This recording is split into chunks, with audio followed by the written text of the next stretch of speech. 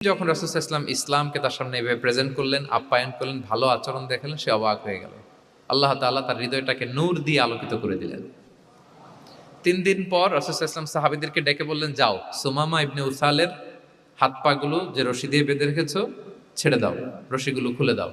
সাহাবারা বলেন কি ইয়া রাসূলুল্লাহ, সে তো খুনি, সে সুযোগ পেলেই তো অ্যাসাসিনেট করতো, তার রশি, হাতের রশি খুলে দিতে আপনাকে মেরে ফেলবে।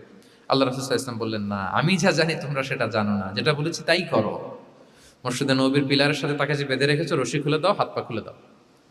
আল্লাহর হাবিব সাল্লাল্লাহু আলাইহি ওয়াসাল্লামের নির্দেশ মোতাবেক সাহাবারা ওনার হাত খুলে দিলেন, পা খুলে দিলেন। সুমামা ইবনে উসাল কারোর সাথে কথা না বলে, তার বাড়ি তো ইয়ামামা, সেখানেও ফিরে গেলেন না, অন্য কোনো শহরেও গেলেন না। তিনি মদিনা থেকে অনতি দূরে একটা খেজুরের বাগান আছে, ওখানে কুয়া আছে, উনি যে ওই কুয়ার পানি দিয়ে গোসল করলেন।